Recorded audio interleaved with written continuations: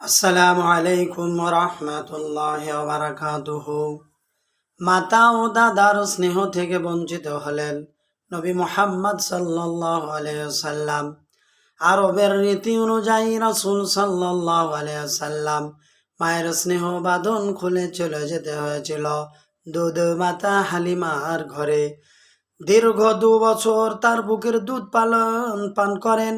বড় হলেন দুধ মা হালিমার আদর সোহাগ এবং দুধ ভাই আব্দুল্লাহ ও বোন সাইমার স্নেহে লালিত পালিত হয়ে যথাযথ শিক্ষা অর্জন করেন।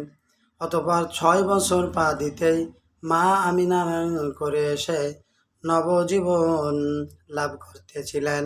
একদিন মা আমিনা তাকে নিয়ে মদিনায় বেড়াতে যেতে মনস্থ করেন।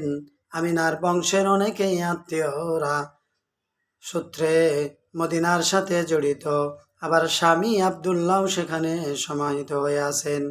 তাই আত্মীয়দের সাথে দেখাশোনা করার সাথে সাথে স্বামীর কবর জিয়ারত করার আকুলতা বুকে নিয়ে বিবি আমিনা পুত্র মুহাম্মদ সাল্লাল্লাহু আলাইহি সাল্লামকে নিয়ে চললেন। আল্লাহ পাক যেটা করেন ভালোই করেন, তাই আল্লাহ পাক রব্বুল আলামিন সেই মাতা আমিনা সেইখানেই মৃত্যুবরণ করেছিলেন। তাই 6 বছর পুজতে না পুজতেই মাতা তিনি ছেলেকে ছেড়ে চলে গেলেন।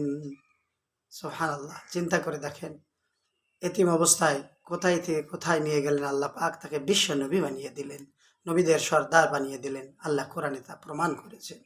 আমরা তাই অধৈর্য হব না, ভেঙে পড়ব না। কেউ আমাদের যখন চলে যাবে, আল্লাহর আখেরাত আল্লাহ তাবারক তাআলা তিনি সবচাইতে বেশি ভালো জানেন।